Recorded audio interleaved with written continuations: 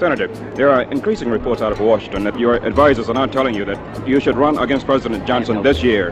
I have no plans. I have no plans to change the statement that I've already made. According to, Senator, according to an interview with the BBC, you were quoted as saying that you did consider running, but that you thought your candidacy would split the party. I've already spoken about that already. Senator Kennedy, do these statements foreshadow any possibility of coming out from McCarthy?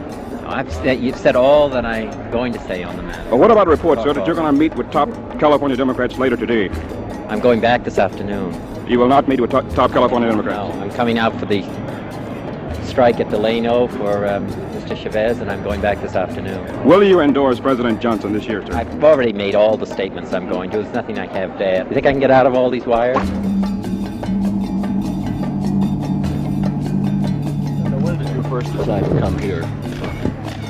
I knew about when he went on the fast at the beginning, and I sent him a telegram at that time because I was concerned about his own health, and I think that he's needed that kind of influence that's committed to nonviolence and committed to trying to perform some good for his people is desperately needed for the country as a whole. Cesar Chavez is very influential, but I think also we pass the laws that will remedy the injustices. That's what we should do. That's what those of us in Washington should do. We shouldn't just deplore the violence and deplore the lawlessness. We should pass the laws that remedy what people riot about. Good morning. We are broadcasting this morning the announcement of Democratic Senator Robert F. Kennedy of New York that he will be a candidate for the presidency. The senator is doing so in the face of almost solid opposition from the Democratic Party professionals and the state chairman of the Democratic Party in this country. I am announcing today my candidacy for the presidency of the United States.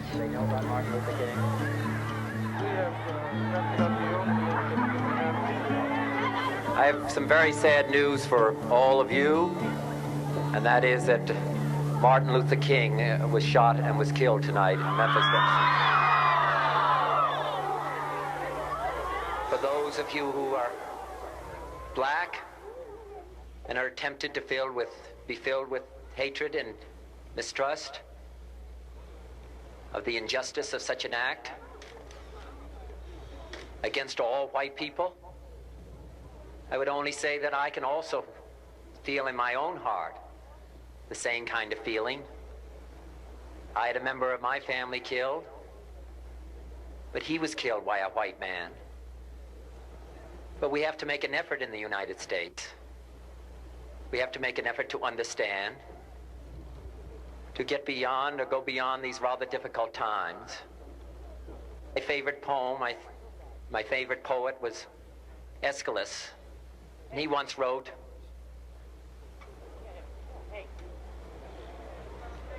"Even in our sleep, pain which cannot forget falls drop by drop upon the heart, until in our own despair, against our will, comes wisdom through the awful grace of God."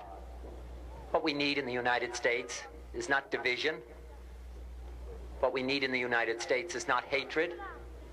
What we need in the United States is not violence and lawlessness, but is love and wisdom and compassion toward one another, feeling of justice toward those who still suffer within our country, whether they be white or whether they be black.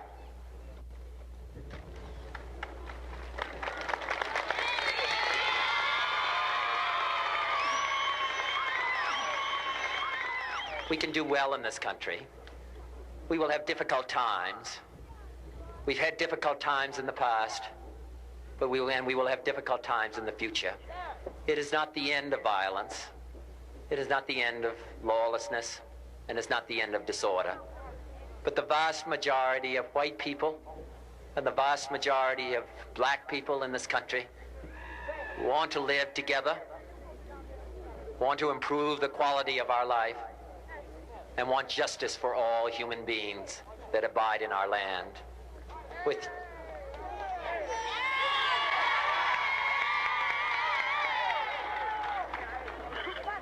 And dedicate ourselves to what the Greeks wrote so many years ago, to tame the savageness of man and make gentle the life of this world. Let us dedicate ourselves to that and say a prayer for our country and for our people. Thank you very much. What has violence ever accomplished? What has it ever created? No martyr's cause has ever been stilled by an assassin's bullet. No wrongs have ever been righted by riots and civil disorders. A sniper is only a coward, not a hero. And an uncontrolled or uncontrollable mob is only the voice of madness, not the voice of the people. Violence breeds violence. Repression breeds retaliation. And only a cleansing of our whole society can remove this sickness from our souls. Those who live with us are our brothers, and surely we can begin to work a little harder to bind up the wounds among us and to become in our hearts brothers and countrymen once again.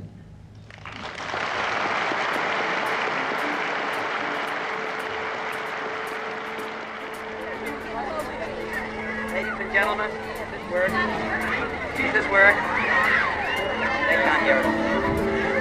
We're just going to try to move the train down a little further. So I'm delighted to be here in Madera County. I'm delighted to be able to eat so many of your grapes. You here in the state of California might very well decide who's going to be the Democratic nominee and therefore very possibly the next president of the United States.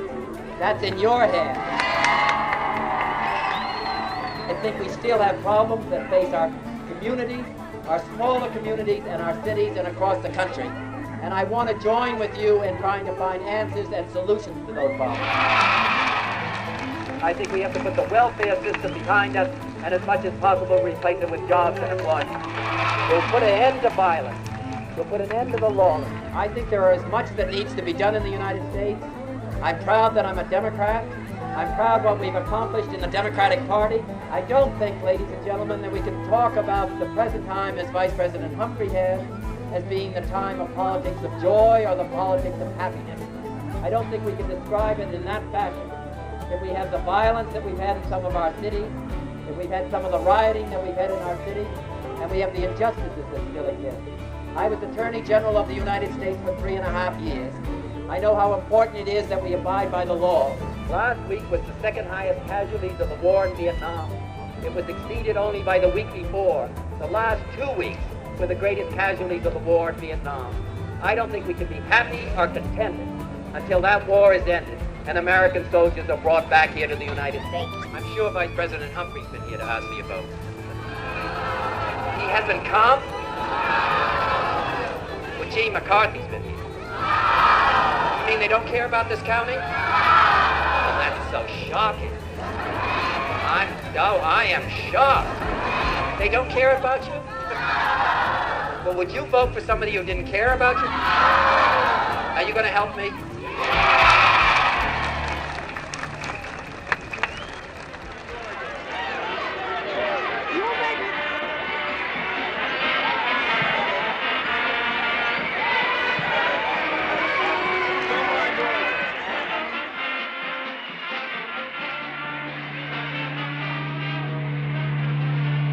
America. This is where we live. This is where we abide. This is our home. And when one part of the United States does well, it has an effect on the rest of the country. And when one part of the United States does badly, it also has an effect on the rest of the United States.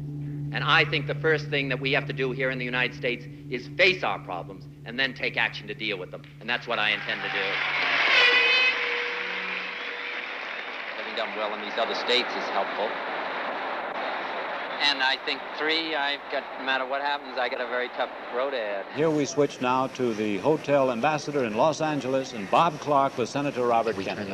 Obviously happy that it's an apparent victory. I won't be happy or satisfied until it's over. If you defeat Senator McCarthy tonight in California, you will have beaten him in 4 out of 5 primaries. Yes. That's counting South Dakota today. Would you think this would finish him off as a viable candidate, as you like to put it? Yeah.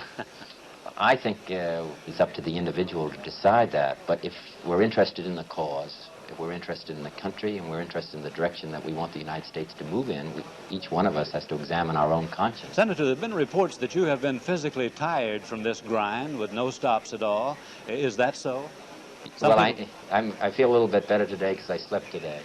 But, it's been a long campaign and a long effort, and I tried to go to present myself to the people themselves rather than just to do it through television or do it through radio. I went to, I think in Nebraska, to every community over 2,000 population, and many of these other states, 5,000 population. But so I've made an effort, just because I think the people are entitled to see the candidate and talk to him and ask him questions. That's my reservations about Vice President Humphrey, who hasn't done that at all yet. Well, Senator, where do you go from here? You mean personally? Presently. I mean, tomorrow, next week. It's going to be a long summer, I think.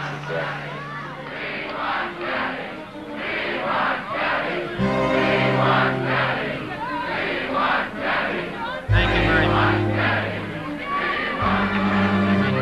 I want to express my gratitude to my dog Freckles, who's been maligned.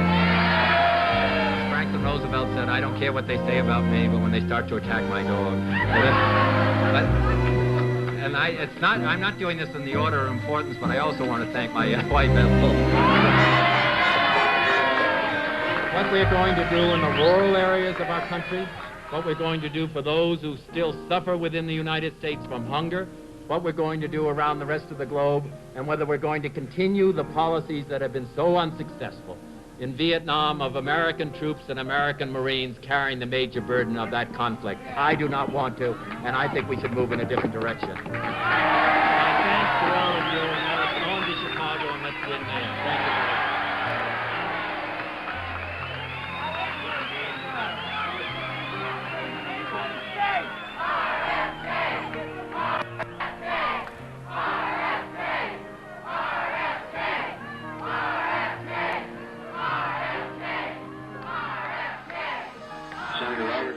Kennedy died at 1:44 a.m. today,